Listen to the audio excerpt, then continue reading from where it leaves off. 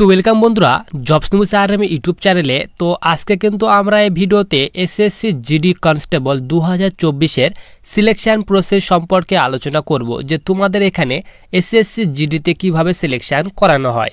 তোমরা যারা নতুন ক্যান্ডিডেট, তোমরা যারা এসএসসি জিডির জন্য প্রিপারেশন নিচ্ছ এবং তোমরা যারা এসএসসি জিডির এক্সামে বসবে তাদের জন্য কিন্তু ভিডিওটি খুবই গুরুত্বপূর্ণ হতে চলেছে। এবং তোমরা যারা ওল্ড ক্যান্ডিডেট, পুরাতন ক্যান্ডিডেট তোমরা যারা রয়েছো তাদের জন্য কিন্তু ভিডিওটি অত্যন্ত গুরুত্বপূর্ণ হতে চলেছে। আমরা কিন্তু আজকে ভিডিওতে এসএসসি জিডি কনস্টেবলের ফুল সিলেকশন প্রসেস এ থেকে জেড পর্যন্ত যে সিলেকশন প্রসেস রয়েছে সেই সিলেকশন প্রসেস সম্পর্কে আলোচনা করব যে তোমাদের এখানে কিভাবে সিলেকশন করানো হয়। তো প্রথমেই আমরা এখানে আলোচনা করব তোমাদের এখানে এডুকেশন কোয়ালিফিকেশন অনুযায়ী যে তোমাদের এখানে আবেদন করতে গেলে তোমাদের এখানে শিক্ষাগত যোগ্যতা কি থাকা প্রয়োজন। যেহেতু আমি তোমাদের বললাম যে আমি তোমাদের এই ভিডিওতে এ থেকে জেড পর্যন্ত সিলেকশন প্রসেস সম্পর্কে আলোচনা করব, তাই যারা নতুন তোমরা ক্যান্ডিডেট রয়েছো তাদের জন্য কিন্তু ভিডিওটি অত্যন্ত গুরুত্বপূর্ণ হতে চলেছে। আমরা কিন্তু এখানে এডুকেশন কোয়ালিফিকেশন থেকে একদম সিলেকশন পর্যন্ত আলোচনা করব। প্রথমে কিন্তু তোমাদের এখানে এসএসসি জিডির এক্সামে বসার জন্য তোমার যে কোয়ালিফিকেশান সেটি বলা হয়েছে the candidate must have pass matriculation or 10th class examination from a recognised board institute. তো তোমাদের এখানে বলা আছে এসএসসি জিডি এক্সামে বসতে গেলে তোমাদের কিন্তু এখানে সিম্পলি মাধ্যমিক পাস থাকতে হবে। মাধ্যমিক পাস থাকলে কিন্তু তোমরা এখানে আবেদন করতে পারবে। এরপর আসি তোমাদের কিন্তু এখানে যে এক্সামের যে প্যাটার্ন, সেই প্যাটার্নের কথা বলা হয়েছে। তোমরা যখন ফর্ম আবেদন করবে, আবেদন করার পর তোমাদের কিন্তু এখানে এক্সামের জন্য অ্যাডমিট কার্ড রিলিজ করা হবে। এরপর তোমাদের এখানে এক্সামের যে প্যাটার্ন, সেই প্যাটার্নের কথা বলা হয়েছে। প্রথমে এখানে বলা আছে পার্ট এতে বলা হয়েছে জেনারেল ইন্টেলিজেন্স অ্যান্ড রিজনিং থেকে 20টি কোশ্চেন থাকে 40 নাম্বারের, প্রত্যেকটি কোশ্চেন কিন্তু 2 নাম্বারে থাকে তোমাদের। এরপর বলা আছে পার্ট বিতে জেনারেল নলেজ অ্যান্ড অ্যাওয়ারনেস থেকে 20টি কোশ্চেন 40 নাম্বারের। এরপর বলা হয়েছে পার্ট সিতে ম্যাথ থেকে 20টি কোশ্চেন 40 নাম্বারের। এরপর ইংলিশ অথবা হিন্দি এই দুইটি সাবজেক্টের মধ্যে যে কোনো একটি সাবজেক্ট থেকে তুমি কিন্তু এখানে পরীক্ষা দিতে পারবে। তুমি কিন্তু এখানে ওয়েস্ট বেঙ্গলের হলে তোমরা কিন্তু এখানে বাংলা ল্যাঙ্গুয়েজে এক্সাম দিতে পারবে। হিন্দি অথবা ইংলিশ থেকে তোমাদের কিন্তু এখানে 20টি কোশ্চেন 40 নাম্বার থাকে। টোটাল কিন্তু তোমাদের এখানে 80টি কোশ্চেন থাকে।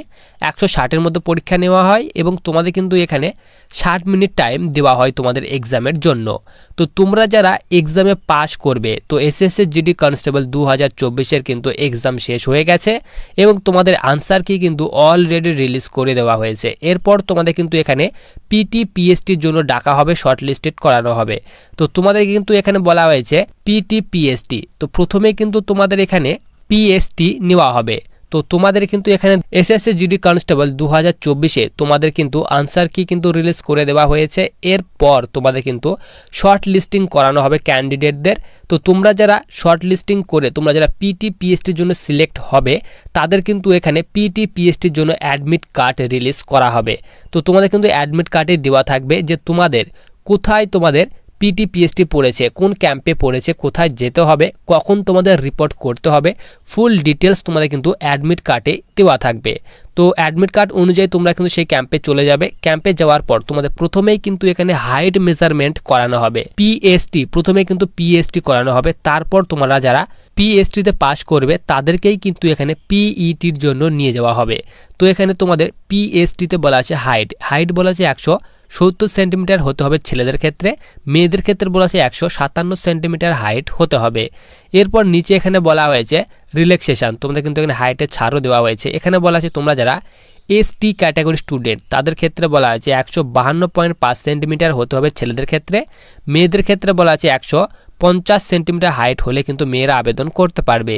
এবং তোমরা যারা নর্থ ইস্ট স্টেট থেকে বিলং করো এসটি ক্যাটাগরি স্টুডেন্ট তাদের ক্ষেত্রে বলা আছে 157 সেন্টিমিটার হাইট হতে হবে ছেলেদের ক্ষেত্রে, মেয়েদের ক্ষেত্রে বলা আছে 147.5 সেন্টিমিটার হাইট হলে মেয়েরা আবেদন করতে পারবে। এবং তোমরা যারা এই সব এরিয়া থেকে বিলং করো তাদের ক্ষেত্রে বলা আছে 165 সেন্টিমিটার হাইট হতে হবে ছেলেদের ক্ষেত্রে, মেয়েদের ক্ষেত্রে বলা আছে 155 সেন্টিমিটার হাইট হলে আবেদন করতে পারবে। এরপর হাইটের পর তোমাদের কিন্তু চেস্ট মেজারমেন্ট করানো হবে। চেস্টের কথা বলা আছে 80 থেকে 85 সেন্টিমিটার চেস্ট কিন্তু হতে হবে। নর্মালে তোমার যে চেস্ট সেটি কিন্তু 80 সেন্টিমিটার হতে হবে এবং ফুলিয়ে কিন্তু এখানে 5 সেন্টিমিটার ফুলাতে হবে, অর্থাৎ 80 থেকে 85 সেন্টিমিটার তোমাদের চেস্ট হতে হবে, তাহলে তোমাদের কিন্তু এখানে চেস্টে কোয়ালিফাই করানো হবে। এখানে নিচে তোমাদের চেস্টের রিল্যাক্সেশনের কথা বলা হয়েছে। তোমরা যারা এসটি ক্যাটাগরি স্টুডেন্ট তাদের ক্ষেত্রে বলা আছে চেস্টের কথা বলা আছে 76 সেন্টিমিটার চেস্ট হতে হবে এবং 5 সেন্টিমিটার কিন্তু ফুলাতে হবে এসটির ক্ষেত্রে। এবং তোমরা যারা এই সব এরিয়া থেকে বিলং করো তাদের ক্ষেত্রে বলা হয়েছে এখানে 78 সেন্টিমিটার চেস্ট হতে হবে, 5 সেন্টিমিটার ফুলাতে হবে। এবং নর্থ ইস্ট স্টেট থেকে বলা হয়েছে 77 সেন্টিমিটার চেস্ট এবং 5 সেন্টিমিটার ফুলাতে হবে। তো তোমরা যারা এখানে হাইট এবং চেস্টে যারা পাস করবে, পিএসটিতে যারা পাস করবে তাদেরকেই কিন্তু এখানে নেক্সট যে স্টেপ রয়েছে পিইটি, তো তোমরা যারা পিএসটিতে পাস করবে তাদেরকেই কিন্তু এখানে পিইটির জন্য নিয়ে যাওয়া হবে। পিইটিতে তোমাদের কিন্তু এখানে 5 কিলোমিটার রানিং রাখা হয়েছে। তো 5 কিলোমিটার রানিং ছেলেদের ক্ষেত্রে 24 মিনিটে কমপ্লিট করতে হবে এবং মেয়েদের ক্ষেত্রে বলা আছে 1600 মিটার রানিং 8 মিনিটে কমপ্লিট করতে হবে।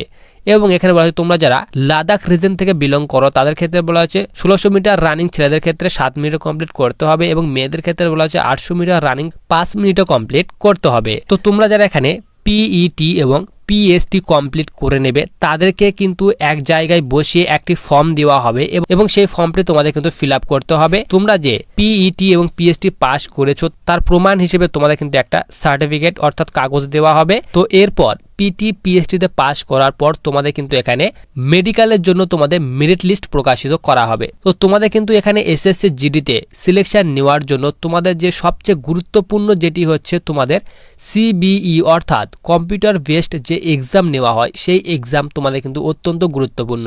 তুমি এক্সামে যত ভালো স্কোর করতে পারবে তোমাদের কিন্তু এখানে সিলেকশন হওয়ার চান্স ততটাই বেশি থাকবে। তো তোমরা যারা এখানে পিটি পিএসটিতে অলরেডি পাস করবে তাদের কিন্তু একটি শর্ট লিস্ট করানো হবে।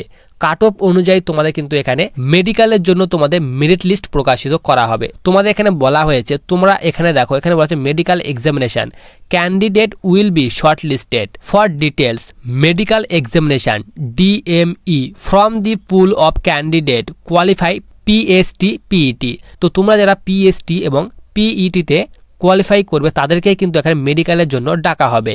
তো মেডিকেল পাস করার পর তোমাদের কিন্তু এখানে ডকুমেন্টস ভেরিফিকেশন করানো হবে। তো তোমাদের কিন্তু এখানে আইডেন্টি প্রুফ হিসেবে এখানে বলা আছে Aadhaar card, voter card, driving licence, PAN card, passport, ID card issue by university অথবা কলেজ অথবা স্কুল।